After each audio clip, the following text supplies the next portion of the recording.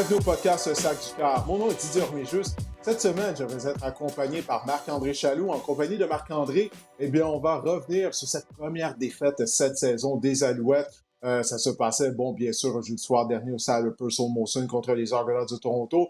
Et c'est une défaite qui a laissé des séquelles parce qu'il y a plusieurs blessés maintenant du côté des Alouettes de Montréal. Donc, on va discuter de cette rencontre avec Marc-André. Et toujours en compagnie de Marc-André, on va poursuivre notre survol des sections de la NFL, étant donné que les camps d'entraînement vont commencer dans un peu plus de 2 semaines. Alors, ça s'en vient, le début de la saison de la NFL, tranquillement, pas vite. Alors, cette semaine, on va concentrer notre analyse sur la section ouest de l'Association nationale et je vais également m'entretenir avec Noah Saint-Just, demi-défensif de l'Université South Dakota State. Noah est le petit frère de Benjamin Saint-Just. Alors, on a eu une conversation intéressante en compagnie de Noah. Alors, vous le voyez, on a un épisode qui est très rempli, comme à l'habitude, bien sûr. On va terminer en jasant de fantasy football, toujours avec Marc-André. Mais tout d'abord, jasons Alouettes. Les Alouettes qui présentent maintenant un dossier de 5 victoires et 1 défaite, Marc-André, à la suite de leur défaite contre les Argonauts. La bonne nouvelle là-dedans, c'est qu'on vient de terminer le premier tiers de la saison. On a joué 6 matchs. Et si quelqu'un nous avait dit lors du camp d'entraînement que les Alouettes allaient avoir un dossier de 5 victoires et 1 défaite, je pense que tous les partisans des Alouettes et les membres d'organisation, ils auraient pris cette fiche-là. Le problème, c'est qu'on a subi plusieurs blessures au cours de la rencontre. On va en parler un peu plus tard. Mais tout d'abord, on va commencer justement avec la rencontre contre les Argonauts de Toronto. C'est la deuxième fois en 3 semaines que les deux rivaux de section s'affrontaient. Dès le début de la rencontre, on a perdu les services de Cody Fajardo. Mais c'est exactement, Didier. On s'est rendu compte que sans Cody Fajardo, l'attaque des Alouettes, elle fonctionne pas à pleine capacité, on peut dire ça comme ça. Caleb Evans a bien voulu faire de son mieux, mais il a lancé des interceptions. Ça a été difficile par moments. Il était imprécis aussi. Bref, l'attaque n'était pas, ne marchait pas. C'était pas 5 cylindres, cette attaque-là. Fait que la blessure de Cody Fajardo, j'espère que la semaine de congé des Alouettes va être bienvenue pour lui, va être bénéfique, parce qu'on a vraiment besoin, on s'est rendu compte qu'on a vraiment besoin de notre quart numéro 1 pour faire fonctionner l'attaque des Alouettes. C'est une blessure quand même inquiétante. On le voyait sur les lignes de côté, il avait un bandage à la jambe. Je me questionne sur le fait que justement, c'était parce qu'on avait une semaine de congé qu'on a décidé de ne pas le retourner dans la rencontre. Ça avait été, disons, le match de la Coupe Grey. Je ne sais pas si Cody Fajardo aurait été en mesure de jouer, peut-être en étant moins mobile, mais bref, j'ai bien hâte de voir pour la suite des choses. Ouais, écoute, lorsqu'il s'est blessé, c'est arrivé devant moi. J'étais sur les lignes de côté, puis là, il courait pour échapper à la pression, puis on l'a entendu crier, puis immédiatement, il a saisi le derrière de sa cuisse droite. On peut avoir déjà subi des claquages aux ischio-jambiers. Ça ressemblait vraiment à ça, là, un bon claquage aux ischio-jambiers. On l'a vu lorsqu'il a retraité au vestiaire, il boitait en plus. Donc, je crois pas, même si ça avait été le match à Coupe Grey, qu'il aurait été en mesure de revenir dans le match, honnêtement, Marc-André.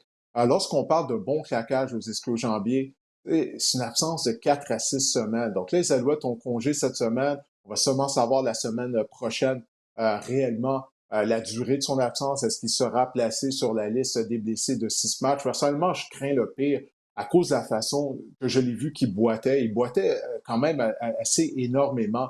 Et pour ce qui est de Caleb Evans, moi, je veux pas être trop dur à son endroit.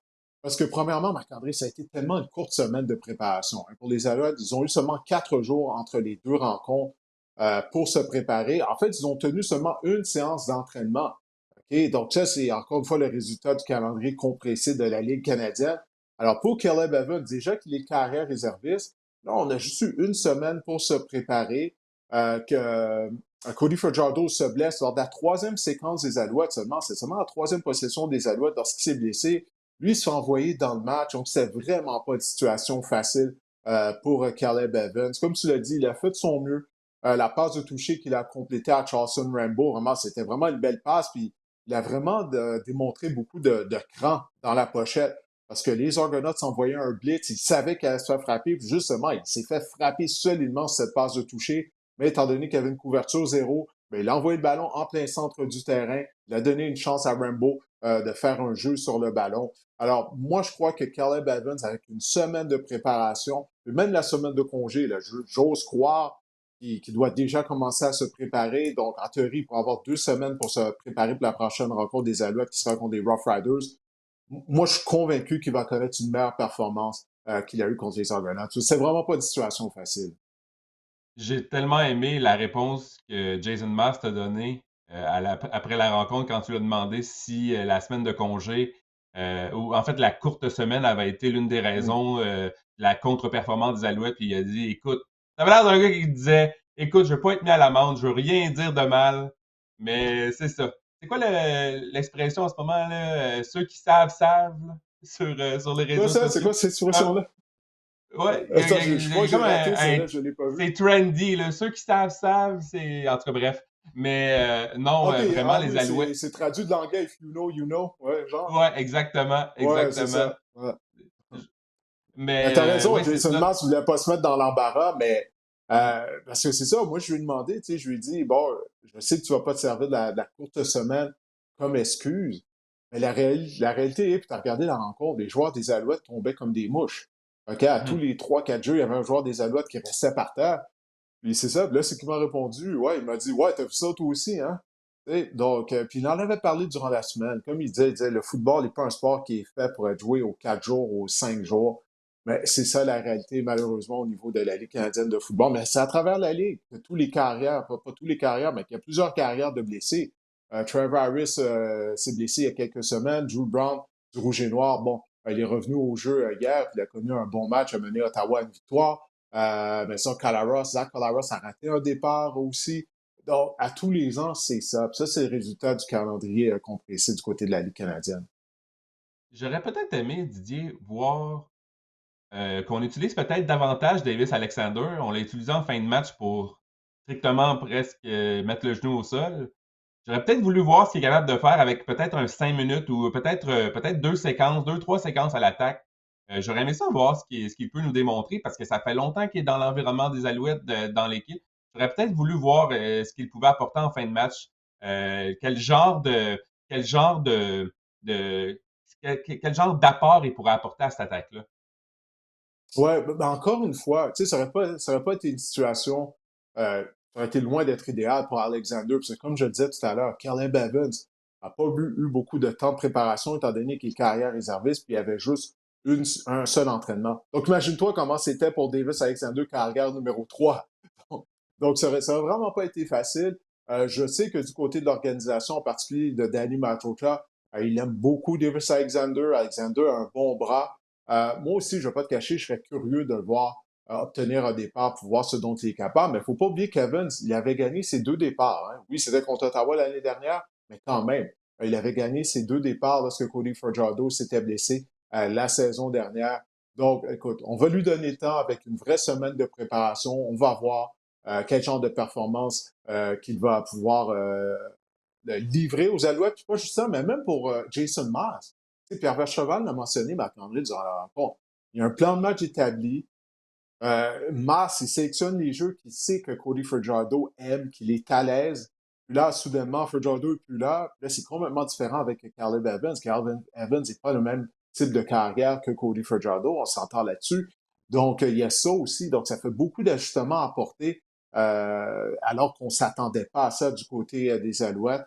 Les Alouettes ont une fiche de 5 victoires et une défaite. Ça, c'est quand même bon. Une chose qui a été, je ne vais pas dire alarmant, mais bon, décevant, c'était la performance de l'unité défensive. Ah, Parce qu'on savait que Toronto allait tenter de courir avec le ballon.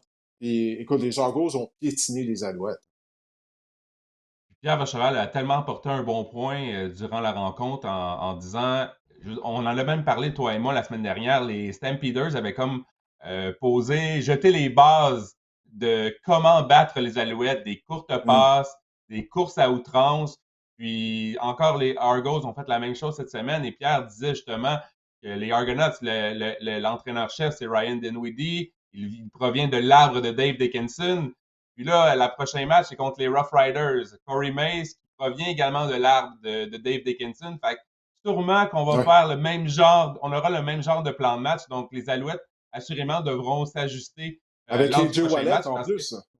exactement, exactement, devront s'ajuster pour essayer de contrer cette tactique-là parce qu'on va faire la même chose. Ça va être des courtes passes, surtout qu'on a un corps chez Patterson C'est parfois pas évident, donc on ne devrait pas lui donner des choses trop compliquées à faire sur le terrain.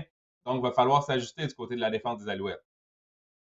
Oui, on doit se resserrer là, contre le jeu au sol. On avait été en mesure de le faire lors de la deuxième demi contre les Stampeders. Souviens-toi, on s'est fait piler sur le corps en première demi, mais on avait apporté des ajustements. On ne ratait plus nos plaqués. Mais je pense qu'il y a encore une fois l'élément de la fatigue avec cette fameuse courte semaine. Je sais que je me répète là-dessus, mais c'est une réalité là, quand même. Là. Et surtout en deuxième demi, tu vois, là, du côté de la défense, on commençait à manquer d'essence. On était fatigué. Puis la ligne à l'attaque des Argonauts, qui est une des meilleures de la Ligue canadienne là, de football, ben, elle a pris le dessus tout simplement. On a gagné la bataille de la robustesse. Puis je crois pas, c'est pas parce que les Alouettes sont pas une équipe robuste. On connaît ce groupe de joueurs-là. Je pense vraiment que le facteur fatigue a joué un rôle dans cette rencontre. Les Argonauts sont pas une meilleure équipe que les Alouettes. Pas, du moins, pas avec Cameron Dukes au poste de quart. Mais une fois que Cody Fajardo est sorti de la rencontre, ben là, le niveau est devenu un Mhm. peu plus égal entre les deux équipes. Là, je pense que c'était évident. Une autre chose qui a vraiment pas fonctionné du côté des Alouettes, ça, on n'en avait pas parlé lors des dernières semaines, Marc-André, mais ça fait quelques matchs que les unités spéciales Ah accordent ouais. des longs retours. On est généreux. La couverture de beauté est pas à son mieux. Ça a été ça pendant toute la rencontre contre les Argos. Le retour de beauté de Grant à la fin de la première demi, c'est vraiment ça qui a été pour moi le point tournant du match. On venait de marquer un touché avec Tyson Philpott, puis on avait le vent dans les voiles, puis par la suite, pour la séquence suivante, on donne ce genre de retour. Oui. C'est vraiment, ça brise les jambes, ça brise les reins d'une équipe, assurément. Ouais, les unités spéciales, ça a été tout simplement épouvantable. C'est drôle un peu pour les néophytes. T'sais, moi, je me confesse, j'ai jamais joué au football.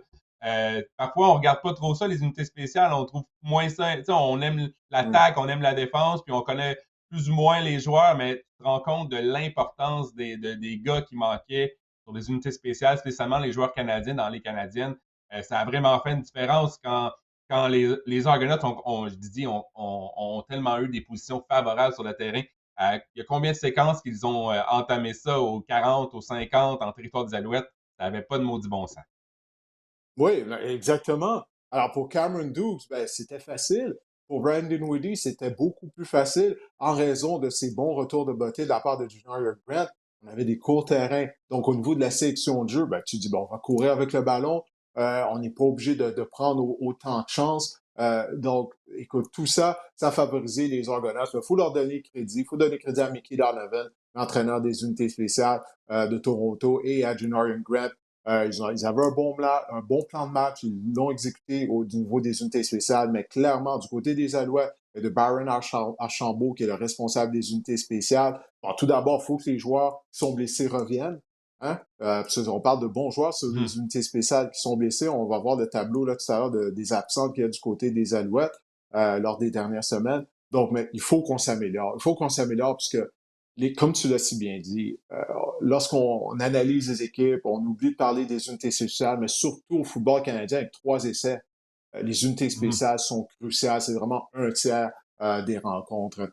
Et puis, ben, justement, parlons-en des blessés. Là. Ça fait quelques fois qu'on en fait allusion. On a préparé un tableau des blessés qu'il y a eu. Ça, c'est juste dans les 2 dernières semaines. Puis, écoute, Marc-André, on n'a même pas mentionné le nom de Keon Julian Grant, l'excellent receveur Mhm. canadien.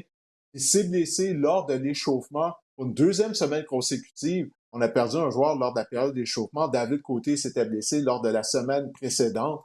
Alors, ça aussi, c'est un impact dans la rencontre. Alors, on voit Fajardo, Marc-Antoine Dequoy n'était pas là, meilleur maraudeur de la Ligue canadienne. Louis-Philippe Bourassa, spécialiste des longues remises. C'est Alexandre Gagné qui l'a remplacé et Gagné a fait de l'excellent boulot avec ses remises. Mais là, tu n'as pas gagné pour couvrir les bottées de dégagement. Toutefois, lorsqu'il fait les longues remises, tu dois faire la remise, puis après, tu te déploies en couverture de beauté. Alors qu'Alexandre Gagné est un des bons joueurs au niveau des unités spéciales de la Ligue canadienne de football. Frédéric Chagnon également, il excelle au niveau des unités spéciales. C'est la même chose sur Brock Gowenlock. On voit David Côté. Donc, on vient d'en parler, hein, des débats au niveau de la couverture de beauté. Juste la liste des blessés, ben ça, naturellement, là, ça explique une partie du problème. Et c'est surtout les blessés chez les joueurs canadiens. Dans la Ligue canadienne, Oui, c'est tellement primordial parce que tu vas en trouver où des joueurs canadiens qui sont sans emploi en ce moment? Ça va être difficile pour Danny Machocha dans les 2 prochaines semaines. J'espère qu'il va y avoir des Trouver joueurs de qui qualité, vont là, c'est pas revenir. évident. Exactement. Ça court pas les rues parce que les bons joueurs canadiens, ben, ils sont dans des équipes. Il y en a qui ont des essais professionnels ou qui vont être dans des camps d'Alouettes, qu'on pense à Mathieu Betts, des gens comme ça. Sinon, les bons joueurs canadiens, ils ont des jobs dans la Ligue canadienne, donc ça court pas les rues, les bons joueurs canadiens qui peuvent t'aider à court terme sur les unités spéciales. Donc, je pense sincèrement que pour les Alouettes, la clé, ben, il va falloir qu'il y ait des joueurs qui reviennent on touche du bois. Il faut falloir que les joueurs reviennent pour le prochain match. Oui, parce qu'on on va voir la priorité, naturellement, c'est bien sûr Cody Fajardo. Moi, j'ai hâte de voir ce qui sera déjà de retour à l'entraînement, ce que les Alouettes vont retourner à l'entraînement après la semaine de congé. Mais encore une fois, de la façon que je l'ai vu, de la façon dont il boitait, personnellement, moi, je pense que ça va être quelques semaines, là. Ça semblait vraiment être une bonne élongation musculaire aux ischio-jambiers. Bref, on verra. Les Alouettes ont congé cette semaine, seront de retour en action. C'est quoi? C'est le 25, le 26 juillet. En tout cas, ils vont recevoir les Rough Riders 25 à juillet. Montréal. Mm. Voilà. Oui, 25 juillet. Ben voilà. Merci, Guillaume. 25 juillet à 19h30. On espère que Marc-Antoine Dequoy, qu'on voit ici, sera bel et bien en uniforme, qu'il pourra effectuer un retour au jeu, parce que l'attaque elle va être moins explosive avec Caleb Evans au poste de quart. C'est normal, il n'est pas aussi bon que Cody Fajardo, mais encore une fois, on a gagné 2 matchs avec Evans l'année dernière, alors il n'y a pas de raison pourquoi on ne pourrait pas répéter ça cette année.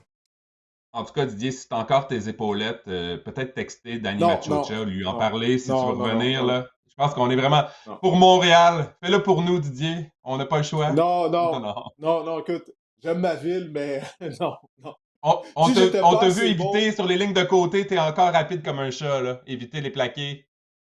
ouais, mais l'affaire, c'est qu'il faut que tu fasses ça pendant 60 minutes. C'est ça. Moi, je l'ai OK. fait une fois. Écoute, c'est simple. Si Hey, j'étais pas assez bon pour faire l'équipe d'Edmonton, OK, il y a très longtemps de ça, c'est sûr que je suis pas assez bon présentement pour donner un coup de pouce aux Alouettes. le pire, c'est que t'es en forme. Hein. Ouais, ouais, C'est pas si je pire. suis en forme pour Ça maintenant, serait pas mais si pire que ça. ouais, ma vingtaine, elle est loin, là. OK, le football, c'est un Ouais. sport pour les jeunes. Donc, ah, écoute. Bon, ben, écoute, Marc-André, on va en profiter justement maintenant. On va jouer à l'entrevue que j'ai fait avec Noah Saint-Just, le frère de Benjamin Saint-Just. Noah est un demi-défensif à l'université South Dakota State. Alors, on a eu une bonne conversation en sa compagnie. Alors, écoutons. On va maintenant se transporter au sud de la frontière aux États-Unis, plus précisément dans le Dakota du Sud, où on rejoint Noah Saint-Just, frère de Benjamin Saint-Just. Tout d'abord, Noah, merci d'avoir accepté mon invitation. Ça fait plaisir d'être ici. Oui, écoute, je dois te demander qu'est-ce qu'il y a dans le Dakota du Sud, là, OK? Parce que ça, c'est pas un État qui est très connu. Dis-moi, comment t'occupes tes temps libres? Tu t'apprêtes à commencer ta deuxième saison avec cette université. Donc, parle-moi de ça, là. Qu'est-ce qu'il y a à faire dans le Dakota du Sud? Et c'est quoi le nom de la ville où est situé le campus? Ça s'appelle Brookings, Brookings, South Dakota. Il n'y a pas grand-chose, je vais être honnête. Pas grand-chose, mais c'est bon. Ça me donne l'opportunité d'être focus sur les priorités que j'ai. Euh, donc, c'est pas très, c'est pas très similaire de Montréal. C'est beaucoup plus de choses à faire à Montréal. Ici, c'est bien des fermes, quelques magasins, mais c'est bien, comme j'ai dit, ça me donne une chance d'être focusé sur mes priorités. Ouais, il n'y a pas vraiment de distraction. Écoute, pour les gens qui te connaissent moins, parle-nous de ton cheminement. Parce que, bon, naturellement, tu es natif de Montréal, tout comme ton frère, mais tu as pris un parcours différent que celui de ton frère. Tu n'as pas joué au niveau collégial, tu as joué au niveau du prep school, des prep schools aux États-Unis. Parle-nous de ton cheminement qui t'a amené à l'Université South Dakota. En effet, depuis que je suis tout petit, c'était toujours un plan et un but que j'allais jouer aux États-Unis. Avec le parcours de mon frère, mes parents ont pu voir certaines erreurs qui ont été faites. On parle de différences côté école et système d'école, bulletins, des choses comme ça. Donc, j'ai joué petite ligue à Rosemère, l'île Laurentides. Ensuite, j'ai continué jusqu'à Curie-Antoine-Abel, première année. J'ai pas eu le temps de faire une saison avec eux car j'ai déménagé à London, Ontario pour, comme j'ai dit, être à une école anglaise, pouvoir avoir un bulletin anglais, apprendre l'anglais et tout ça. Et j'ai joué 2 saisons là, mon secondaire 3 et 4. Et là, c'est là que le COVID a frappé un peu tout le monde et tout s'est arrêté. Durant cette période-là, cette année, c'était un peu une question que si j'allais pouvoir continuer à jouer au football, qu'est-ce que j'allais faire avec quelques conversations que j'allais peut-être seulement juste arrêter et jouer à l'université de Western. Euh, mais j'ai dit, moi, dans ma tête, j'étais encore au but d'aller aux États-Unis, jouer à l'université, me rendre à la NFL. Donc, j'ai décidé de me créer un compte Twitter et commencer à poster des vidéos, des choses comme ça, des trainings et des workouts que je faisais. Et j'avais quelques teammates qui jouaient à Clearwater Academy en Floride, à Tampa. Des gars comme Dylan Jetté, Merton et d'autres joueurs. Donc, ils m'ont mis en connexion avec le head coach et j'ai pu avoir une bourse pour aller jouer à Clearwater. Et arrivé là, je jouais receveur depuis ce temps-là, donc j'étais rendu à secondaire 4. 2 dernières années au secondaire, je jouais au receveur. Je me suis blessé, j'ai brisé mon collarbone. Donc ça, ma saison a été finie courte. Et ensuite, c'est là que je me suis dit, durant le off-season, que j'aimerais faire un changement de position et aller cornerback. Euh, et là, j'ai commencé à m'entraîner, je commençais à entraîner. Je me suis dit, c'est ma dernière chance, ma dernière année. Pourquoi pas aller 100%. Donc, j'ai fait des entraînements. Je suis allé à Atlanta m'entraîner avec Oliver Davis, un trainer très connu qui a traîné mon frère. Des corners comme AJ Terrell, JC Horn, Jalen Ramsey, tout ça. Et j'ai appris, je suis allé là avec le but d'apprendre le plus possible. Et quand je suis retourné, j'ai fait des camps. Je suis allé à un mega camp à Mercer qui m'a donné des yeux par des universités. Je suis allé à Florida State. C'est là que j'ai eu une interception qui est allée partout sur les réseaux sociaux. Et c'est là que ça a un peu commencé. Après ça, j'ai eu quelques offres et la saison a commencé. C'est là que les offres ont rentré comme ça et j'ai fait ma décision d'aller à South Dakota State. Écoute, c'est vraiment tout à ton honneur le fait que tu as pris l'initiative. Tu sais, tu t'es ouvert un compte Twitter afin d'aller chercher de la visibilité. Ton histoire me fait penser à celle de Nicolas Sonac. Je ne sais pas si tu connais Nicolas Sonac. C'est un receveur de passe qui joue pour l'Université d'Hawaï. Puis lui aussi, un peu comme toi, durant la période de la pandémie, ben là, son recrutement avait complètement stoppé. Il a pris les choses en main lui-même. Sur Twitter, il mettait des vidéos de ses entraînements et c'est de cette façon-là qu'il s'est fait recruter par l'Université d'Hawaï. Puis là, il est en train d'avoir une belle carrière là-bas. Alors vraiment, chapeau, belle initiative de ta part là, d'avoir tenté de provoquer les choses afin de réaliser ton rêve de jouer au niveau du football universitaire américain. Alors, si je ne me trompe pas, la saison dernière, ça a été ta première année au niveau du football universitaire. Vous avez gagné le championnat national de division 1-2A. Dis-moi comment tu as vécu justement de voir ton équipe gagner un championnat. C'était une saison incroyable. Euh, Surtout l'effet le plus incroyable que c'était les membres sur l'équipe. On parle de 8 joueurs qui ont signé à des équipes NFL cette année. Donc, j'ai pu apprendre des vétérans, des gars qui se sont rendus où est-ce que je veux me rendre. Et tout le long, depuis que j'étais arrivé en été, on parle du entraînement, ça parlait toujours de championnat et quel genre de saison on allait avoir. Et tranquillement, quand la saison continue, tu commences à voir, OK, on gagne la première semaine, la deuxième semaine, la cinquième. Et là, on commence à voir que c'est vraiment une possibilité. Et juste le voyage au complet à Frisco, Texas, c'était incroyable. Et de voir qu'on a vraiment réussi ça, c'était un bel événement, c'était un bon feeling. Et c'est juste euh, un genre de momentum qu'on veut continuer pour la saison qui s'en vient. Ouais, ben ça, c'est vraiment génial. Puis donc, justement, comment tu entrevois la saison qui s'en vient? Parce que là, on est au mois de juillet et dans une période où on met l'emphase, bien sûr, sur la préparation, la préparation physique. Donc, quels sont tes objectifs cet été en termes de préparation physique et à l'automne pour la prochaine saison? Ouais, ben en ce moment, c'est comme tu as dit, c'est préparation physique, donc j'essaie de mettre un peu plus de poids. Je suis rendu à le but qui voulait m'avoir, mais j'ai mes propres buts que je veux atteindre. Donc, j'essaie d'atteindre ça, juste rapidité, juste améliorer les choses, les points forts que j'ai, mes points faibles, juste pour être sûr que je suis 100% quand le camp va commencer, la saison commence. Continuer à être dans le playbook parce que c'est la première chose, c'est qui te donne l'accès au terrain. Donc, des petits détails, vraiment, durant le off-season, j'essaie de focuser sur les petits détails et la façon que je vis, certaines choses qui peuvent m'aider à avoir un avantage sur les autres. Est-ce que tu vises une position de partant au sein de la défense en tant que demi-de-coin dès cet automne? Oui, Ah absolument. ben ça, c'est excellent. Ouais. Ouais, vas-y, non, continue. Qu'est-ce que tu allais dire? Ben oui, c'est ça. Comme j'allais dire, durant la saison l'année passée, j'ai commencé sur Scout. Donc, j'allais contre la offense la première offense, nos starters. Donc, j'ai eu une bonne chance de compétitionner contre deux receveurs qui sont aux Texans maintenant. Donc, j'ai pu compétitionner contre des receveurs de l'NFL et les coachs ont vu que je dominais et que j'avais des bonnes reps contre eux. Donc, ils ont décidé de m'amener sur la défense et avoir une rotation avec les partants et ils m'ont dit que j'ai des bonnes chances de compétitionner pour être un starter et être un corner top 5 dans la conférence.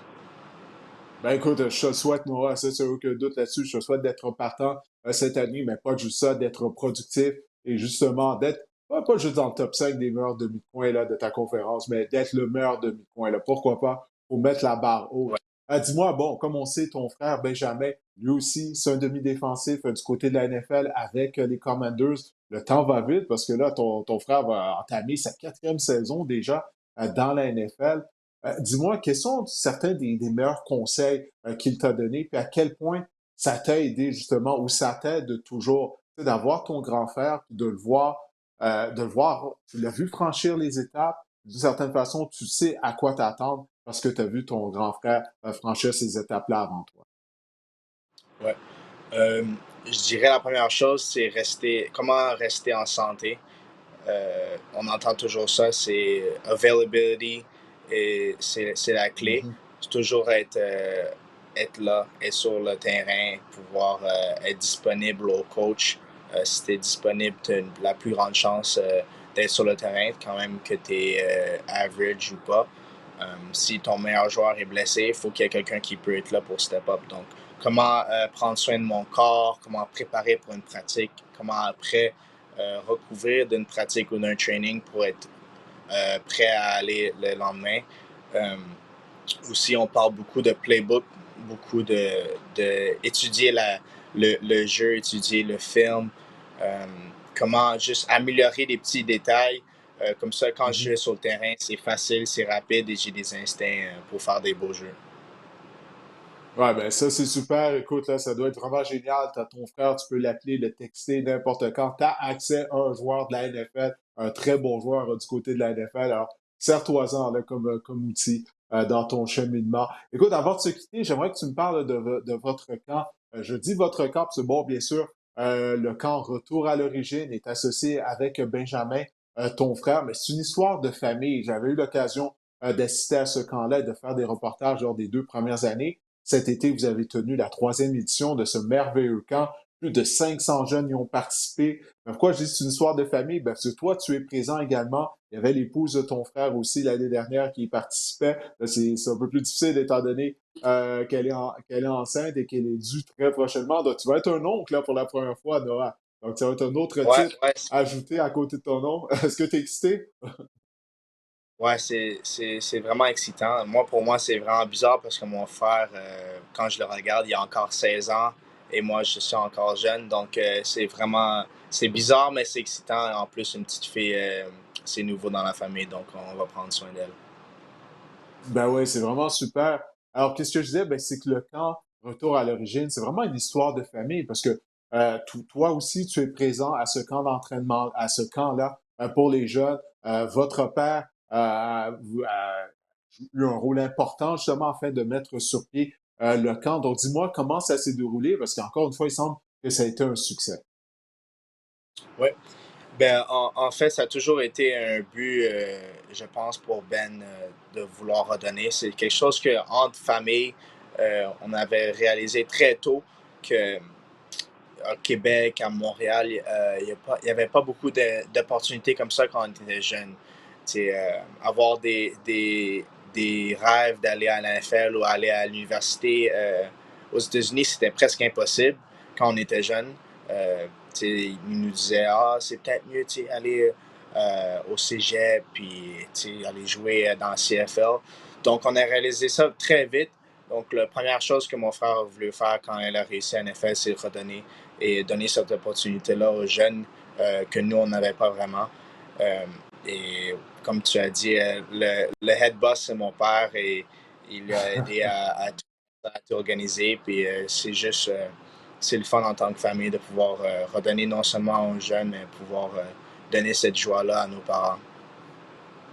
Ben, écoute, c'est vraiment super, c'est vraiment une belle initiative de toute la famille Saint-Just. Encore une fois, Noah, je te remercie de m'avoir consacré de ton temps et de m'avoir accordé cette entrevue. Je te souhaite de passer un bel été, continue ta préparation physique, puis bien sûr, je te souhaite de passer un bel automne, mais pas juste sur le terrain, également à l'école, dans la salle de classe. Porte-toi bien. Merci beaucoup pour l'opportunité. On va maintenant commencer notre survol de la section ouest de l'Association nationale du côté de la NFL. Marc-André, on va jeter un petit coup d'œil, on va se rafraîchir la mémoire, regarder comment le classement finalement, oui, de la saison dernière, les 49ers de San Francisco qui ont été finalistes au Super Bowl avaient terminé en tête de la section avec un dossier de 12-5. Les Rams de Los Angeles étaient qualifiés pour les éliminatoires. On se souviendra qu'il y a un an, on ne s'attendait pas à grand-chose, Marc-André, de la part des Rams. Ils ont eu une bonne saison avec 10 victoires et 7 défaites. Les Seahawks ont raté de justesse les éliminatoires du côté des Cardinals d'Arizona. Ben, c'est une reconstruction avec Jonathan Gannon qui en était à sa première année à la barre de l'équipe, mais quand même, les Cardinals ont été compétitifs dans plusieurs matchs malgré leur fiche de 4 victoires et 13 défaites. Alors, on va commencer notre survol avec les Rams de Los Angeles. Comme je disais, les Rams qui ont été une belle surprise la saison dernière. Personnellement, j'ai trouvé. Et Matthew Stafford, il avait raté quoi, un ou deux départs l'année dernière, mais il a été solide. Il a démontré qu'il était toujours en des bons quarts de la NFL.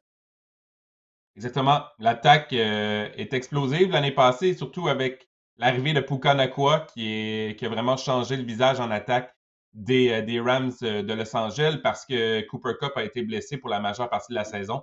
Donc, ça nous a donné vraiment un remplacement de luxe, un remplaçant de luxe pour Cooper Kupp. Donc, je pense encore que cette saison, Didier, cette attaque-là va demeurer explosive. On a parlé de Nacua, on a Kupp, on a également Karen Williams dans le champ arrière. Il a connu une grande saison, de grands moments la saison dernière, Karen Williams. Oui. Et on a ajouté Blake Corum également, le porteur de ballon de l'Université Michigan, pour appuyer vraiment euh, Karen Williams. Donc ça, je trouve ça intéressant.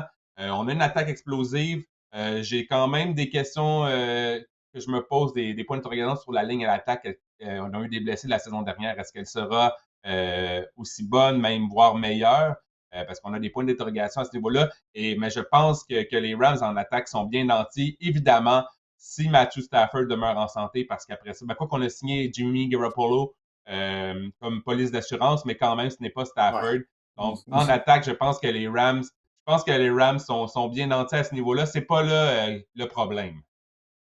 Oui, ben c'est un bon point que ça amène au niveau de la ligne à l'attaque. Et justement, on va jeter un coup d'œil sur les ajouts qu'on a fait durant la saison morte du côté des Rams. Parce que si la ligne à l'attaque n'est pas en mesure de bien protéger Matthew Stafford, il va finir par se blesser. Hein. On sait que Stafford a beaucoup de kilométrage dans son corps après toutes ces années à se faire tabasser derrière la mauvaise ligne à l'attaque des Lions de Détroit à l'époque.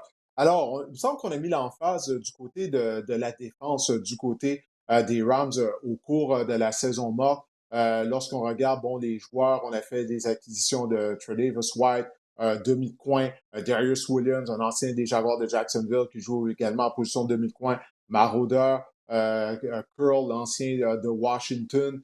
Et on sait qu'on a perdu les services d'Aaron Donald qui a pris sa retraite, un des meilleurs joueurs de ligne défensive de l'histoire de la NFL. Mais tout de même, on a utilisé des ressources au repêchage. Tout d'abord, il faut dire, pour la première fois en 8 ans, les Rams avaient un choix de première ronde, finalement.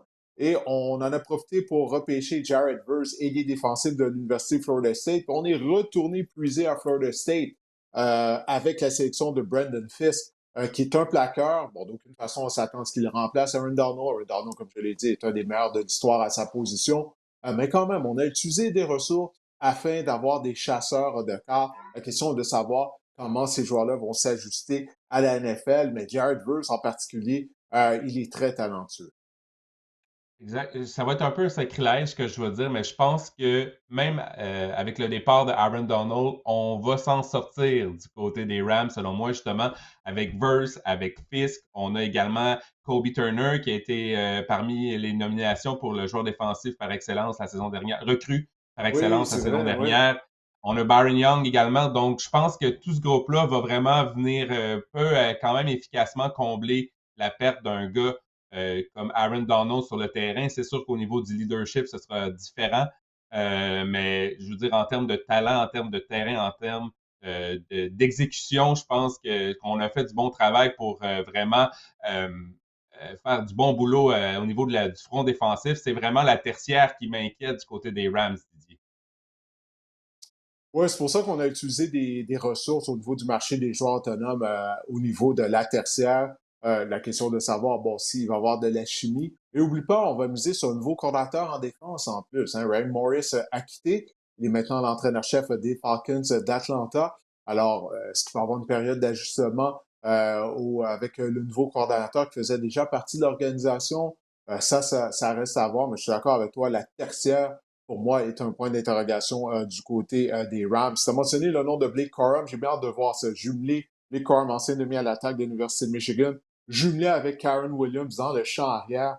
Je pense que c'est des porteurs de ballon qui ont des styles similaires. Williams est un meilleur receveur en sortant de champ arrière. Mais pareil, on a vu Williams rater quelques matchs la saison dernière en raison de blessures.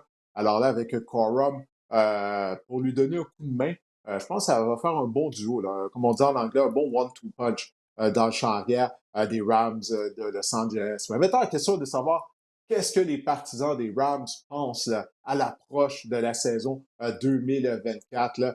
Qu'est-ce qu'ils pensent de leur équipe? Tout d'abord, la première question, ça va être l'après Aaron Donald. Hein? Parce que Aaron Donald, il dictait la protection des attaques adverses. Alors, du côté des Rams, on dit qu'ils en ont au moins deux, qu'ils ont au moins deux partisans.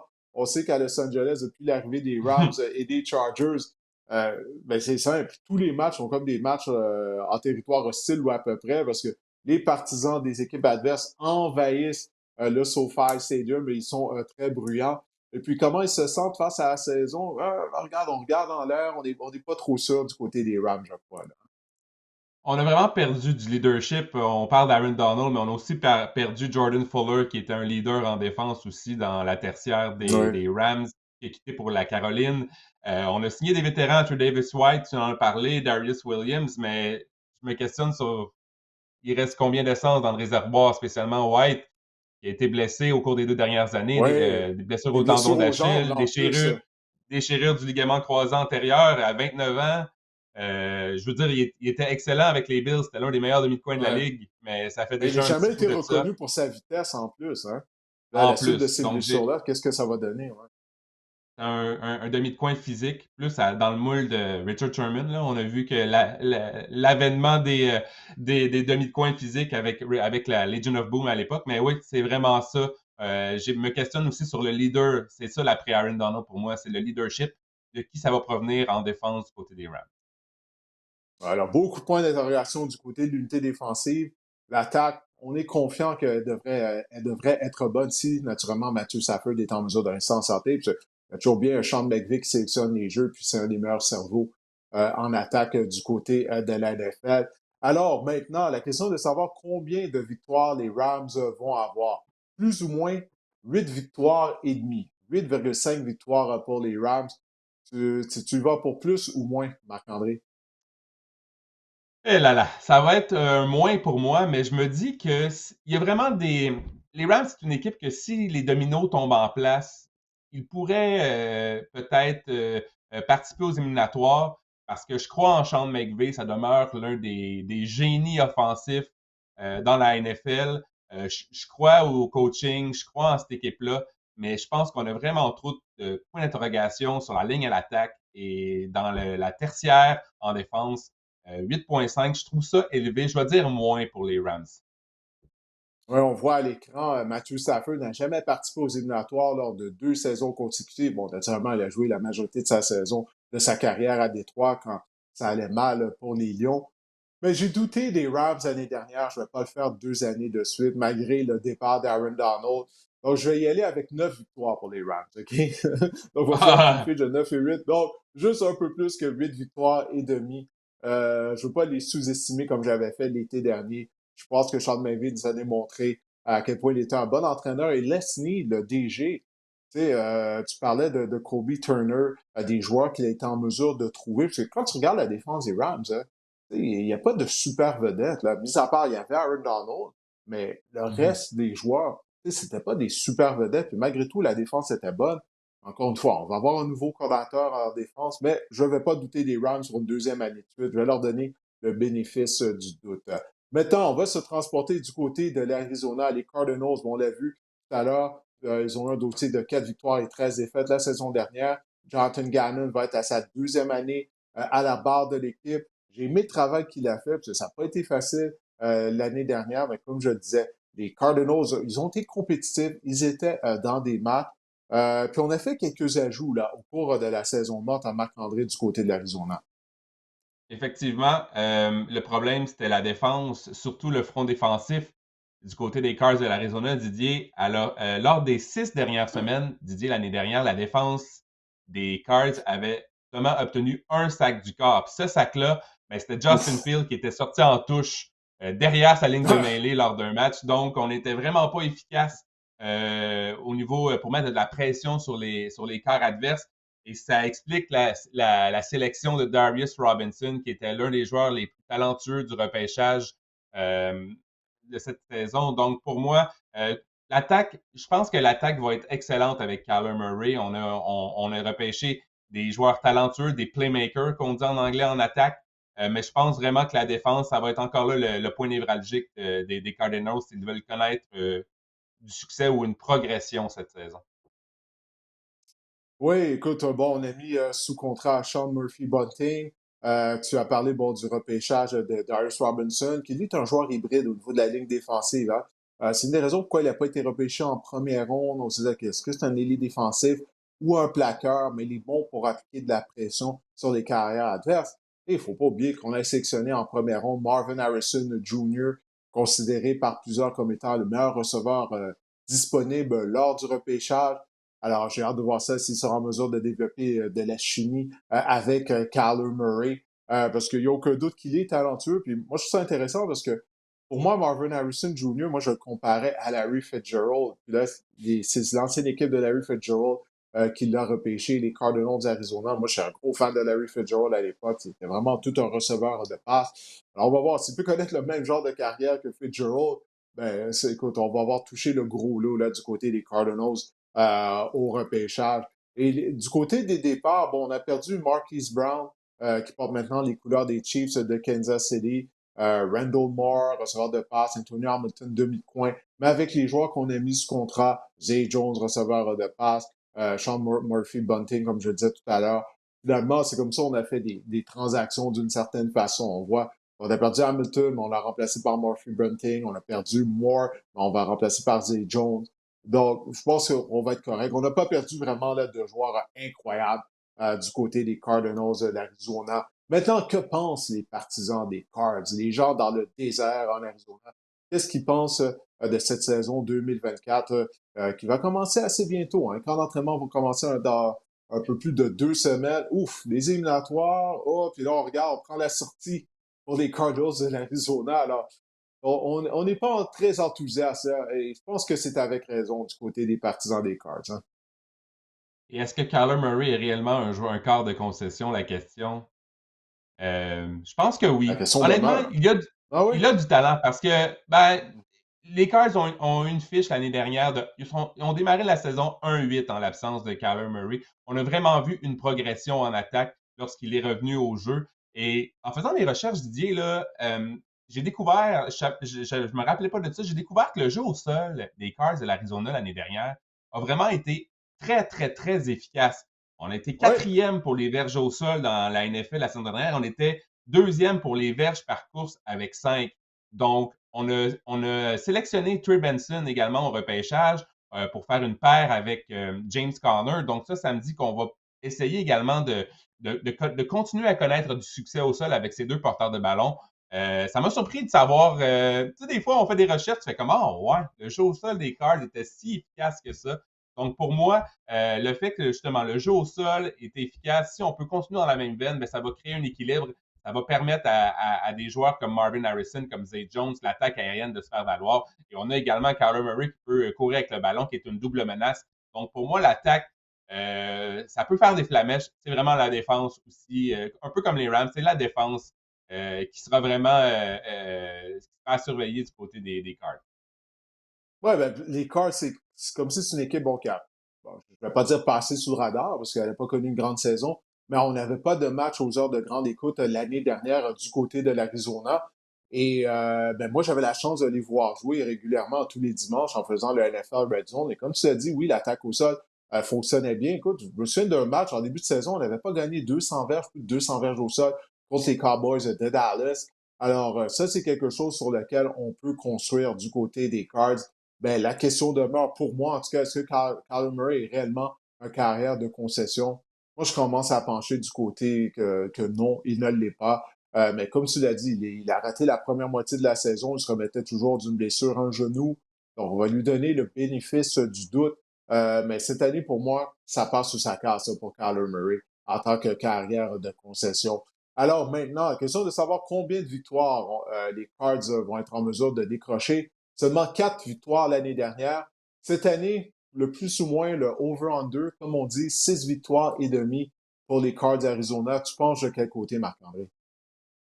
Ce qui est drôle avec ce chiffre-là, 6,5, donc ça serait plus ou moins 7 ou 6, c'est si on a encore une saison du côté des Cards de 4 ou 5 victoires, ben ça sera un échec parce qu'on veut voir une progression du côté des Cards. 6,5, je trouve ça élevé un peu. En Ouais, tout cas, hein? je trouve ça risqué. Je trouve ça risqué. Mais ça serait beau de voir une progression pour les partisans des Cards, de les voir à 7 victoires. Je pense pas qu'on va participer aux séries, aux éliminatoires. Mais 6,5, je trouve ça élevé. Je vais dire moins encore une fois. Moi aussi, je vais dire moins. 6 victoires, ce serait une progression sur les 4 de l'année dernière. Mais je vais y aller avec 6 parce que moi aussi, je suis pas convaincu que cette formation-là ait été énormément améliorée comparativement à la saison dernière. On a vu, on avait la fiche de Kyler Murray dans le bas de l'écran après la sortie du plus récent Call of Duty. La blague là-dedans, c'est que Ah Kyler ouais. Murray, des choses qu'on lui reproche, c'est qu'il passe beaucoup de temps à jouer à des jeux vidéo en ligne au lieu d'étudier son cahier de jeu. Alors, est-ce que c'est vrai? Est-ce que c'est faux? Mais ce sont des rumeurs qui circulent. La, Bref, la c'est pas vraiment qu'est-ce que tu vas maturité, entendre quand tu donnes 40 millions par année à ton carrière. la maturité, ça vient avec l'âge. J'imagine qu'on comprend. On a tous été jeunes, hein? Oui, non, effectivement, mais on se faisait pas payer 40 millions de dollars par année, là. Non, Quand c'est j'étais dans sûr. la vingtaine, si j'avais un salaire de 40 millions de dollars par année, j'aurais laissé faire le PlayStation quelques soirs par semaine là, pour apprendre le cahier de jeu. Il me semble, en tout cas. Bon, maintenant, on va aller à Seattle, du côté des Seahawks. Ça va être le début d'une ère nouvelle.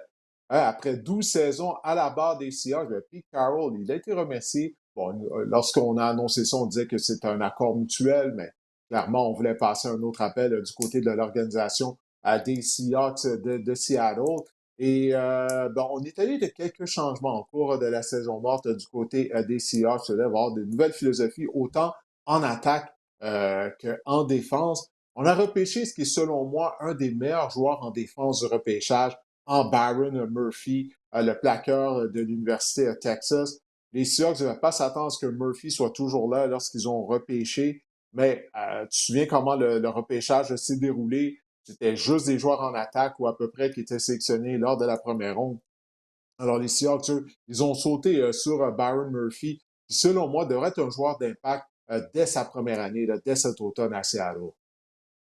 En fait, je me demande si les Seahawks n'auront pas l'un des meilleurs, disons, pass rush. C'est quoi en français? Ce sont Presser les les meilleures quarts équipes pour adverses, si appliquer de on la peut dire, ouais. pression. Ouais, Ouais. pour appliquer de la pression sur les quarts avec Murphy, avec Leonard Williams, avec Jonathan Hankins aussi. Je pense qu'on a vraiment, c'est notre force en défense du côté des Seahawks. Ça sera le front défensif qui devrait être l'un des meilleurs de la ligue. Donc, avec l'ajout de Byron Murphy, ça fait juste renforcer une position qui était déjà à laquelle on avait aussi investi durant l'entre-saison. Durant les derniers mois également, on a fait une transaction pour acquérir Williams. Donc, moi, j'ai bien hâte de voir ce front défensif-là aller. Ça peut créer vraiment des maux-têtes au corps adverse cette saison. Oui, ben écoute, la défense des Seahawks, je pense qu'elle va être améliorée, ça n'a pas le choix, parce qu'elle était très mauvaise l'année dernière. Puis il ne faut pas oublier que Pete Carroll, lui, il est un ancien coordinateur en défense. Puis ça, c'est une des choses qu'on lui reprochait, parce que ça faisait quelques années, là, tu sais, les belles années, tu as mentionné le Legion of Boom. Ça fait longtemps, là, ça fait une décennie de ça. Puis la défense des Seahawks, ça n'a pas été la même. Et c'est supposé être la spécialité de Pete Carroll. Parce que on peut dire ce qu'on veut du côté de Bill Belichick l'année dernière, mais la défense des Patriots, elle était bonne l'année dernière. Belichick, il est un ancien coordinateur en défense. Alors, je pense qu'elle devrait être meilleure. On a le nouvel entraîneur-chef en Mike McDonald qui a fait de l'excellent boulot en défense avec les Ravens l'année dernière. Baltimore qui avait une des meilleures défenses de la NFL. Et puis, changement de philosophie également du côté de l'attaque. Tu l'avais mentionné avec Ryan Grubb, qui était le coordinateur offensif de l'Université de Washington avec Michael Penix, une attaque qui était très prolifique. Mais là, maintenant, il reste toujours dans la région de Seattle avec les Seahawks. Alors, oui, j'ai hâte de voir ça. Moi, je suis intrigué par les Seahawks. La question est de savoir qu'est-ce que leurs partisans pensent là, de la saison qui s'en vient du côté des Seahawks de Seattle. Moi, je suis intrigué. Est-ce que tu l'es par les Seahawks et tous ces changements-là? Ou tu es comme certains Absolument. partisans des Seahawks qui ne croient pas, qui ne croient toujours pas en Geno Smith? Bon, on a Sam Howell. Je suis pas sûr que ça règle le problème si Geno Smith connaît une autre saison en deçà des attentes. Mais Geno Smith, Didier, sur ses 10 ans dans la NFL, il a seulement vraiment eu une saison productive. On peut se poser des questions sur son avenir également à Seattle. Mais moi, je trouve ça intriguant. J'en parle dans mes blogs fantasy depuis quelques semaines. L'arrivée de Ryan Grubb, je trouve ça intriguant, mais c'est un peu l'inconnu. Hein? Euh, ça peut décoller cette attaque-là comme ça peut faire pouet-pouet. Donc, je pense encore c'est un peu un thème récurrent de cette division-là. On a une ligne à l'attaque suspecte, selon moi, encore une fois. Elle est classée dans le dernier tiers du circuit. Même si l'année dernière, on a eu des blessés, même si on a fait des acquisitions en ce sens, tout va passer par la ligne à l'attaque. L'année dernière, elle était exécrable. Je pense que l'attaque de Ryan Grubb favorise aussi les courtes passes au porteur de ballon. Ça peut être bénéfique pour des gars comme Ken Walker, Zach Charbonnet. Mais oui, la ligne à l'attaque, c'est la grande question. Mais oui, c'est ça. Intriguant, mais l'inconnu. L'arrivée de Ryan Grubb, j'ai bien hâte de voir. Mais en tout cas, ça donne un vent de fraîcheur à Seattle. Je dis pas que Pete Carroll avait son emprise depuis tellement d'années, puis on était. Mais bref, ouais, un petit vent de renouveau. Ça fait jamais de mal de temps en temps. Ouais, pour en revenir à Geno Smith, écoute, si il en arrache, parce que c'est vrai, il a réellement connu une bonne saison l'année dernière. Bon, il avait été victime de revirements, mais le fait que la défense en arrachait, ça mettait beaucoup de pression sur ses épaules et sur le reste de l'attaque des Seahawks et de Seattle. Mais si jamais il n'est pas en mesure de livrer la marchandise, personnellement, moi, je continue de croire en Sam Howell. Il m'a démontré des belles choses à Washington. Et tu parlais, bon, la ligne à attaque des Seahawks, c'est suspect. Celle des Commanders était horrible. L'année dernière, écoute, il était victime de 5, 6, 7 sacs à toutes les semaines. Là. À certains moments, pendant une bonne portion de la saison, s'il avait maintenu la cadence, il aurait été carrière qui aurait été victime du plus grand nombre de sacs en une saison. Il aurait abaissé la marque de David Carr à l'époque avec les Texans d'Houston lorsque les Texans étaient une équipe d'expansion. Je pense que c'est 76 sacs qu'il avait subi lors de cette année-là. C'était ridicule comment on s'entêtait à passer le ballon du côté de Washington. Howell se faisait tabasser. C'est bien, moi, je craignais pour sa carrière à un certain moment. Mais il m'a démontré qu'il avait qu'il était talentueux. Il est talentueux. Alors, c'est pas une mauvaise acquisition, tu sais, de le sortir de Washington, de l'amener à Seattle, tu sais, qui passe du temps sur le banc. S'il arrive quelque chose à Geno Smith, je crois qu'Howell est un bien meilleur carrière réserviste que plusieurs autres carrières numéro 2 à travers la NFL. Donc, je ne déteste pas cette acquisition-là. Et il est jeune encore, parce que c'est quoi? C'est sa troisième ou quatrième année dans la NFL. Donc, tu sais, Ah, il y a un certain ouais, potentiel. 3. Ouais, trois, ben Ouais, c'est ouais, ça. Donc, absolument. tu sais, il y a certain potentiel qui est là du côté d'Iowa. Exactement, c'est un corps mobile aussi. Il peut utiliser ses jambes lorsqu'il est dans le pétrin. Moi aussi, je trouve qu'il y a un meilleur potentiel qu'un gars comme Drew Lock qu'on avait l'année dernière. Oui, Je pense que comme quart numéro 2, avec du potentiel, c'est le genre de profil que tu recherches dans une équipe. Puis il y a un peu tu sais, Geno Smith est capable de courir également, mais il ne le fait pas régulièrement. Je pense qu'il y a quand même encore là, on a c'est le même genre de carrière. Euh, euh, euh, Sam Howell avec Geno Smith. Geno Smith est probablement un quart plus précis et de loin un quart plus précis que Sam Howell. C'est ça la facette de son jeu que Howell doit travailler. Mais oui, je pense que Sam Howell est quand même une excellente acquisition comme quart numéro 2 en ce moment à Seattle. oui, puis il y a un joueur qu'on n'a pas mentionné, le demi à l'attaque, là, le nom m'échappe, l'ancien de Michigan State. Ken Très Walker. talentueux. Ouais, Kenneth Walker, voilà. Mais il est blessé, il a raté plusieurs matchs l'année dernière. Il doit rester en santé, puisque en tant là, que juste lorsqu'on parle de courir avec le ballon, là, je ne parle pas d'être demi à l'attaque complet, là, d'attraper le ballon, tout ça, de bloquer, mais juste de courir avec le ballon, il est un des meilleurs coureurs de la NFL. Mais il se doit de rester en santé. Bon, maintenant, du côté des Seahawks, over-under, plus ou moins combien de victoires? 7 victoires et demie. Alors, Marc-André, plus ou moins pour toi, selon toi, du côté de Seattle? C'est tellement une équipe polarisante, les Seahawks. Ça peut aller d'un côté comme de l'autre. Comme je disais, je reviens à mon inconnu qui est l'attaque avec Ryan Grubbs. Ça peut fonctionner, ça peut vraiment tourner au vinaigre, cette attaque-là. 7,5, je trouve ça élevé pour les Seahawks. Euh, je pense que je vais y aller avec moins de 7,5. Je pense pas qu'on va atteindre Oui, 8 victoires. Je pense pas on a l'équipe pour faire, pour être dans la course aux séries, aux éliminatoires. Voyons, séries Didier matin. J'ai de la misère. ouais. Un C'est pas du match, c'est pas hockey, des là. séries, c'est des éliminatoires. Ouais. Ouais, ouais. Moi, je vais y aller pour plus. Les Seahawks ont raté du 16 les éliminatoires. On le voit à l'écran, ils ont perdu le prix d'égalité au septième rang de la nationale avec les Packers de Green Bay. Puis on voit DK Metcalf, on voit une photo de DK Metcalf. J'aimerais qu'il soit plus constant. Il y a eu trop de matchs l'année dernière où on ne le voyait pas. J'ose croire que le nouveau coordinateur à l'attaque, Ben Grubb, va faire un effort pour impliquer Metcalf dans les matchs tôt dans la rencontre, de le cibler. Je pense que c'est quelque chose qui va être très intéressant. Donc, faut pas oublier qu'on mise toujours sur Jackson Smith et Njigba aussi, qui va être là. On a un bon groupe de receveurs du côté des Seahawks de Seattle. Et pour moi, c'est vraiment l'embauche de Mike McDonald. Je me dis que la défense n'a pas le choix d'être meilleure qu'elle ne l'a été la saison dernière et lors des dernières années à Seattle. On peut-tu retrouver notre avantage du terrain à Seattle?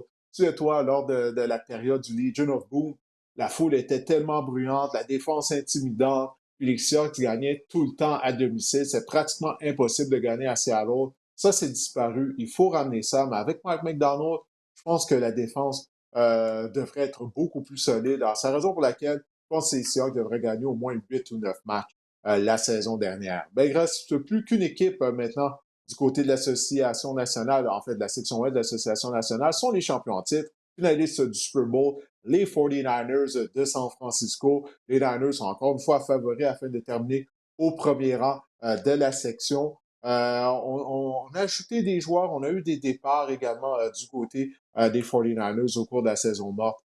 Qu'est-ce qui a retenu ton attention, Marc-André? Premièrement, les attentes sont élevées pour moi, encore une fois, à San Francisco. La preuve, c'est que l'année dernière, la défense était vraiment très bonne.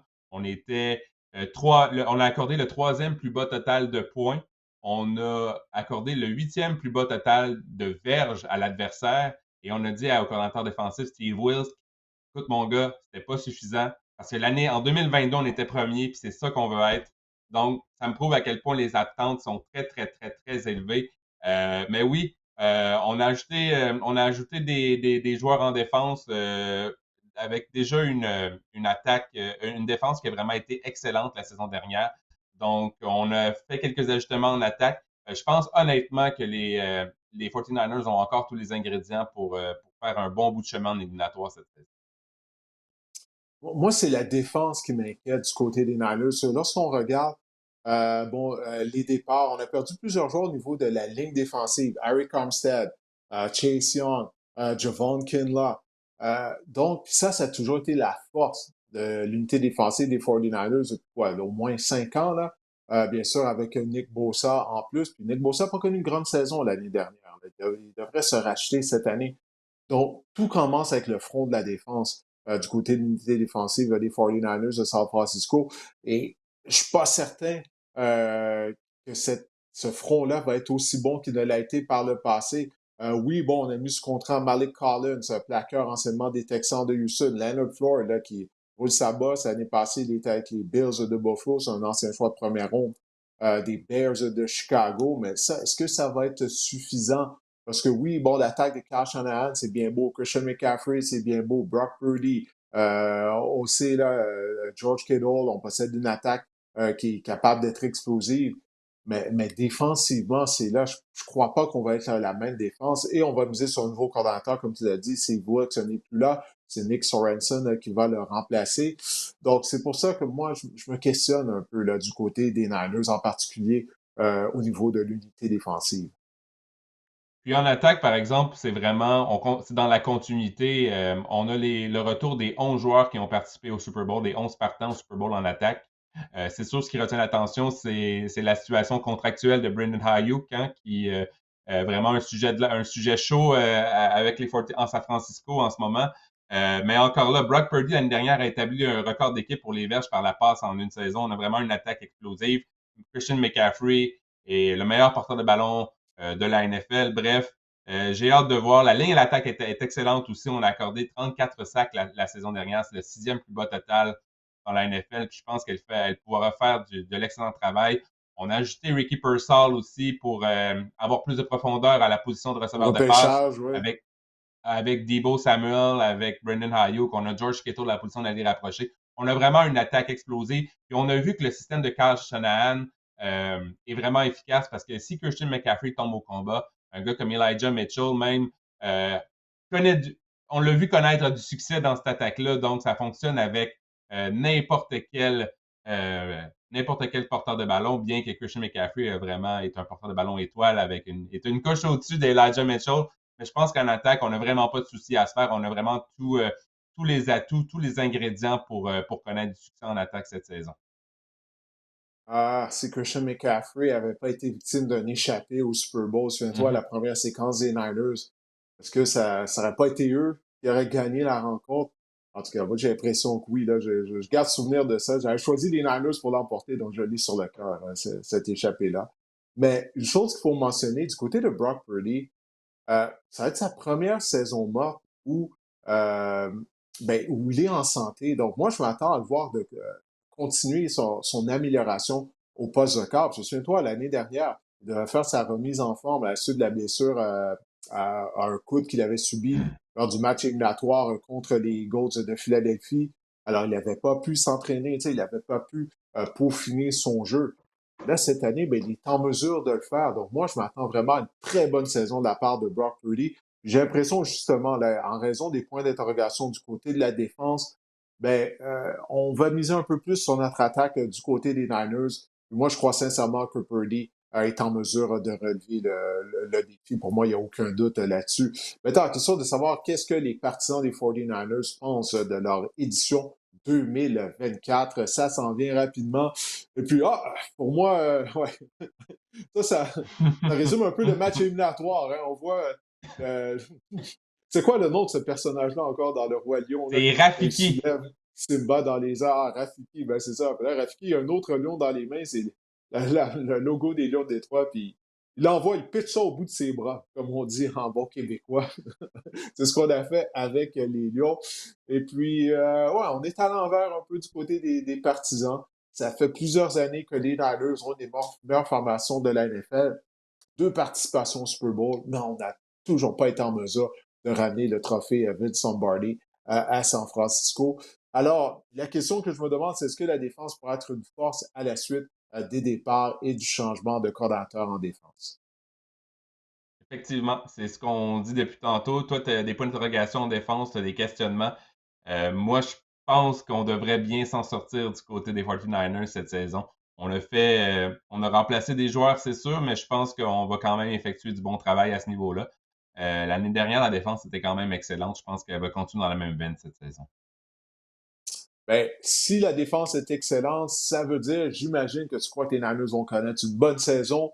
Le over-under, plus ou moins 11 victoires et demi pour San Francisco, Marc-André.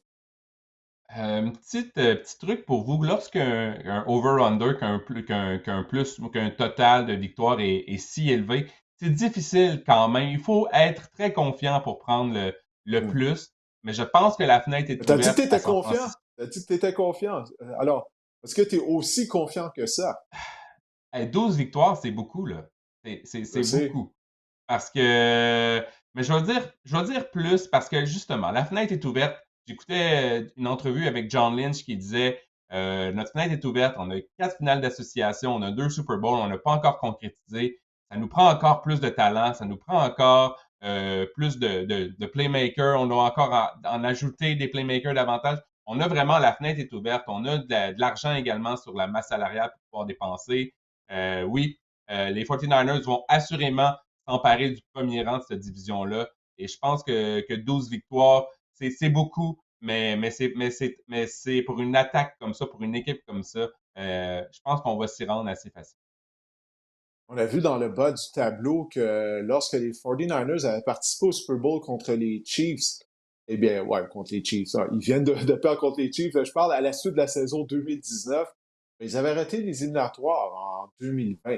Alors, est-ce que l'histoire va se répéter du côté de San Francisco? Je ne crois pas. Je pense qu'on va être en mesure de se qualifier pour les éliminatoires, mais plus ou moins 11 victoires et demi, je veux dire moins. Je les Niners peut-être gagner 10 matchs, 11 peut-être, 11 victoires. Mais en raison de la défense, des points d'interrogation de la défense, je ne crois pas qu'ils vont gagner 12 matchs comme ça avait été le cas l'année dernière, selon moi. Mais quand même, c'est 10, 11 victoires, ça peut être suffisant en fait de terminer au premier rang de la division, tout de même du côté des 49ers de San Francisco, qui demeure une formation talentueuse. Alors, on va jeter un coup d'œil maintenant au Power Ranking, au classement de puissance justement de la section ouest de l'Association nationale. Alors, ça va avec ce qu'on vient de dire. Hein? On croit que les Niners sont la meilleure équipe. On les classe au premier rang, suivi des Seahawks de Seattle, des Rams de Los Angeles et des Cardinals de l'Arizona. Qu'est-ce que tu penses de ce classement de puissance du côté de la section ouest de la nationale? Le facteur X, pour moi, c'est la position 3, c'est les Rams. Hmm. On peut être dans la course aux éliminatoires du côté des Rams avec, comme je disais, c'est tous les dominos tombent en place, pourraient s'emparer du deuxième rang. Dans le meilleur des mondes, les Rams pourraient atteindre 9-10 victoires pour moi, mais dans le pire des cas, ça peut être une autre saison un peu plus médiocre encore du côté des Rams. Donc, pour moi, la position 3, la position 2, ça pourrait s'inverser à la fin de la saison. Moi, c'est comme je l'ai dit tout à l'heure, les Seahawks m'intriguent. Alors, c'est eux, là, pour moi, qui pourraient peut-être venir brouiller les cartes au sein de la section ouest de la nationale, avec un nouvel entraîneur-chef, des nouveaux coordonnateurs. C'est quand même une formation qui a du talent. Il faut que Kenneth Walker reste en santé. Je pense que Geno Smith a besoin de l'aide du jeu au sol pour fonctionner à son mieux. Moi, les Seahawks m'intriguent, là. Je gardais un œil sur Seattle là, en début de saison, pour voir de quoi ils ont l'air. Ben écoute, ça conclut notre survol de la section ouest de l'Association nationale. On va maintenant répondre à une question qui nous a été envoyée. C'est donc le moment de la minute des fans, la minute des partisans, des gens qui nous écoutent ou qui regardent les épisodes du podcast à toutes les semaines. Alors, une question qui nous a été envoyée par Charles. Tout d'abord, Charles, merci d'avoir pris le temps de nous écrire. Mais pour les gens, on vous invite à nous envoyer vos questions en vidéo. Hein, envoyez-nous ça en vidéo, une trentaine de secondes afin de nous poser une question. Comme ça, vous allez être en mesure de vous voir à l'écran. C'est toujours agréable.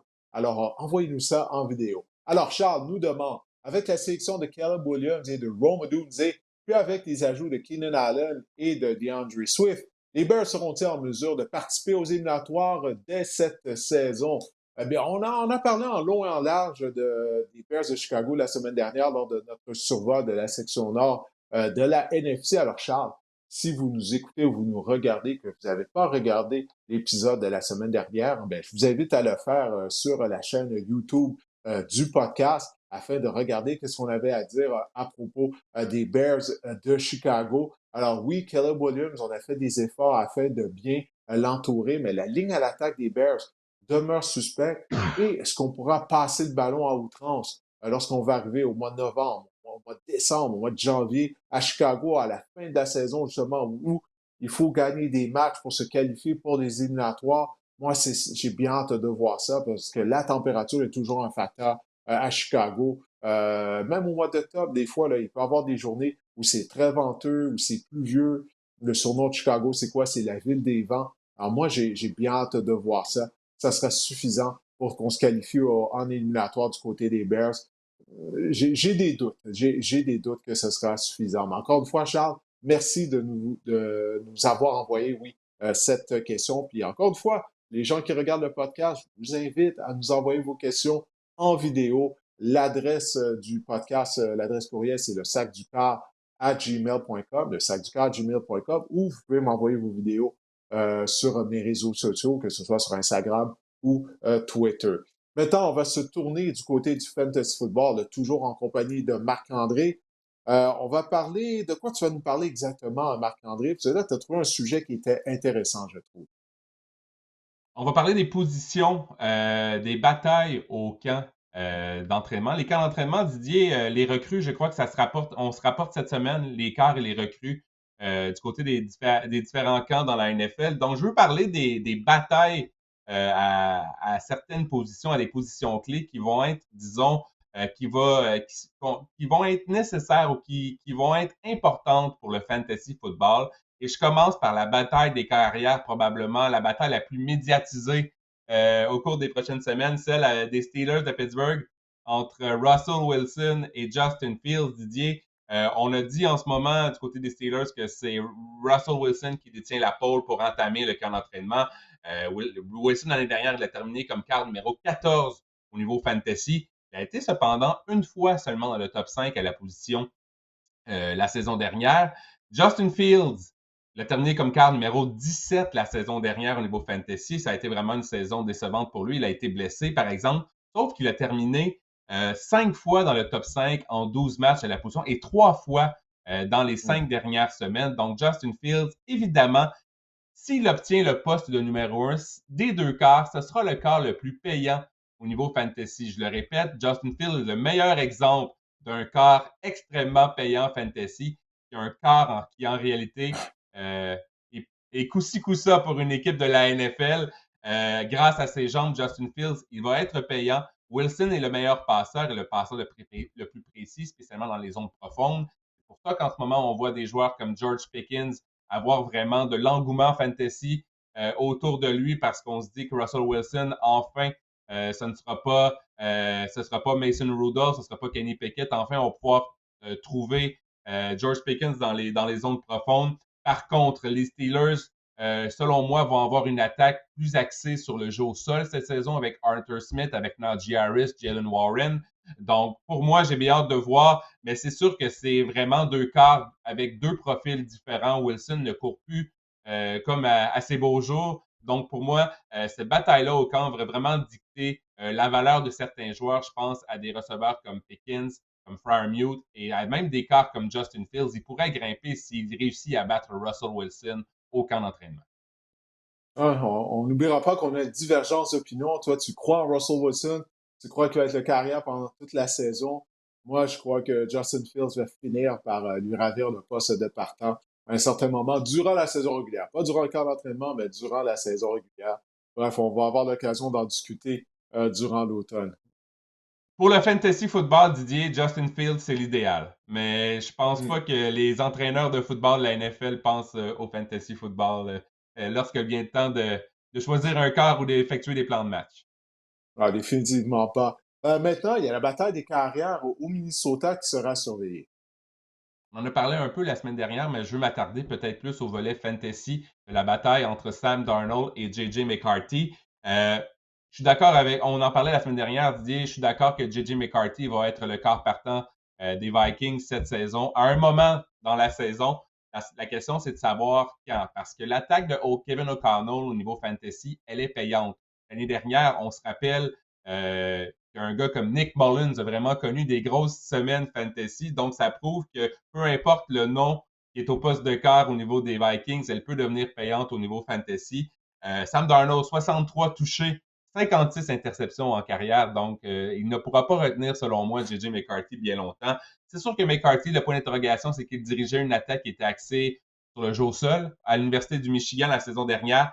Et on compte sur mais par contre, il compte sur un receveur élite en Justin Jefferson. Je le compare un peu. J'ai écrit dans mes notes, Didier, que c'est peut-être le C.J. Stroud de 2024, dans ce sens que l'année dernière, à Hmm. pareille date, on se demandait si C.J. Stroud avait les qualités nécessaires pour être un quart élite au niveau fantasy. On s'est rendu compte que oui, finalement, mais il était repêché vraiment très loin dans les repêchages. C'est un quart qui vraiment est passé un peu sous le radar, première année. C'est un quart également, Stroud, qu'on disait qu'il pouvait courir avec le ballon, mais qui ne faisait pas tellement à l'université Ohio State. Donc, j'ai bien hâte de voir. Ça pourrait être un joueur qui pourrait passer sous le radar comme Stroud la saison dernière, J.J. McCarthy. Et il a un peu le même profil que C.J. Stroud. Donc, ça pourrait, je ne dis pas de le repêcher en pensant que ce sera C.J. Stroud numéro 2, mais je vois quand même dans ma boule de cristal un parcours quand même semblable à C.J. Stroud, si évidemment il parvient à battre Sam Darnold assez rapidement dans la série. Moi, personnellement, j'ai mes doutes sur J.J. McCarthy. Bon, on en a parlé la semaine dernière. Et puis pour C.J. Stroud, moi, je croyais en Stroud, en fait. Je ne m'attendais pas à ce qu'il connaisse la saison éblouissante qu'il a eue l'année dernière. Mais toutefois, pour moi, Stroud était un meilleur carrière que Bryce Young. Si j'étais le DG des Panthers à Caroline, c'est C.J. Stroud que j'aurais repêché à la place de Bryce Young. Je l'avais dit lors de la diffusion du repêchage sur les ondes de RDS. Mais McCarthy, j'ai des réserves. J'ai bien hâte de voir ça. Parce que comme tu le disais, lorsqu'il jouait à Michigan, ben, l'attaque était vraiment active sur le jeu au sol. C'est ce que Jim Harbaugh aimait. On avait une grosse ligne à l'attaque, très imposante, très robuste. Donc, on ne lui demandait pas d'en faire beaucoup. Mais du côté de la NFL, ben, il va devoir en faire plus. Puis, c'est ça. On ne sait pas, est-ce qu'il est réellement capable de le faire? Parce qu'on ne l'a pas vu dans les rangs universitaires. Alors, c'est pour ça là, que, pour moi, McCarthy représente un point d'interrogation. Maintenant, il y a une bataille de position à Baltimore. C'est sûr qu'on ne parle pas de bataille à position de carrière. On a notre carrière de concession en Lamar Jackson. Ben, qui va le remettre le ballon lors de course, lors de jeu au sol, toutefois? Et Mais non, je disais à Didier! Baltimore plutôt, Ben c'était ouais, parce oui! que j'ai vu le nom de Greg Roman, là, je Oh, me suis oh, passé oh, en 2022, mais on parle bien sûr, oui, des Chargers. Greg Roman qui était rejoindre son bon ami Jim Harbaugh à Los Angeles. Et Mark Trestman t'as aussi, pas... qui est conseiller du côté de l'attaque. Hmm. T'as pas vu mon deuxième courriel, hein? C'est ça, je m'étais trompé. Bref, Ouais, les Chargers, mais en plus, ça faisait une excellente transition avec Jim Harbaugh, avec J.J. McCarthy. Je trouvais que c'était super. ben oui, On en parlait du plus, jeu au hein. sol à Michigan. Mais oui, il y a une belle bataille avec les porteurs de ballon des Chargers de Los Angeles avec Gus Edwards, J.K. Dobbins, qui était avec les Ravens la saison dernière. Ben C'est ouais, sûr c'est que ça, c'est pour ça, c'est facile de se tromper. Et on- Greg Roman en plus, qui est coordinateur à l'attaque. et Beaucoup j'ai d'anciens ajouté de Kim. Baltimore. Exactement. J'ai ajouté Kimani Vidal, la recrue qu'on a repêchée cette saison, parce que Jim Harbaugh, Greg Roman, ils l'ont dit, ils ont affiché leur couleur. On va utiliser le jeu au sol à outrance avec les Chargers cette saison. Donc, ça devient une clé au niveau fantasy. Il va y avoir de la production à avoir. On peut trouver peut-être une perle dans le champ arrière des Chargers cette saison. Reste à savoir maintenant c'est qui. Parce qu'avec Greg Roman, lors de sa dernière saison comme coordinateur à l'attaque à Baltimore, ben, il a été deuxième pour les courses tentées dans la NFL, donc c'est sûr qu'on va courir. Souvent, lorsqu'on veut essayer de déceler qui aura la pole chez les porteurs de ballon, des fois, les contrats, ça nous indique des choses. On a signé l'année dernière, durant l'entre-saison, Gus Edwards, 2 ans, pour une valeur de 6 500 000 avec plus de 3 millions de dollars garantis. Et on a signé J.K. Dobbins seulement 1 an, une valeur de 1,6 million avec seulement 50 000 d'argent garanti.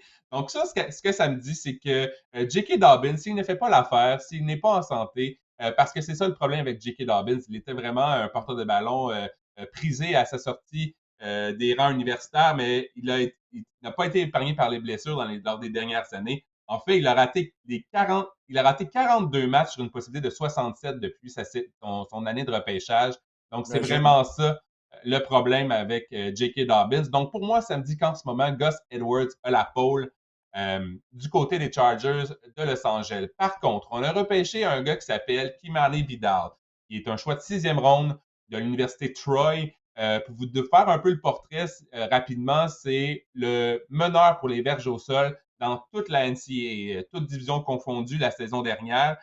Plus de 4000 verges au sol, 33 touchés en 781 courses au cours de sa carrière universitaire. Donc, on peut y voir ici, si on est pour donner autant d'opportunités à un porteur de ballon, puis on connaît l'historique de blessure d'un gars comme J.K. Dobbins et même Gus Edwards qui a raté des matchs au cours de sa carrière. Un gars comme Kimani Vidal, là, je parle dans des pools peut-être très, où on repêche énormément de joueurs. On parle peut-être dans des pools vraiment profonds, un billet de fin de ronde, tout dépendamment de l'allure du camp. Et ce sera intéressant de voir au camp si Kimani Vidal obtient des répétitions avec la première unité. Mais bref, j'ai bien hâte de voir comment tout ça, ça va se dessiner dans le champ arrière des Chargers cette saison. Et ça demeure une équipe intéressante parce que justement, on va courir. Donc, il va y avoir de la production fantasy à aller chercher dans cette équipe. Maintenant, du côté des Broncos de Denver, ben, il y a une bataille à surveiller également à la position de demi à l'attaque. Historiquement, les attaques de Sean Payton sont payants pour les porteurs de ballon et c'est la même chose avec les porteurs de ballon des Broncos de Denver. La bataille est entre Javonte Williams et Jaleel McLaughlin. Javonte Williams, Didier, répond vraiment pas aux attentes depuis son repêchage.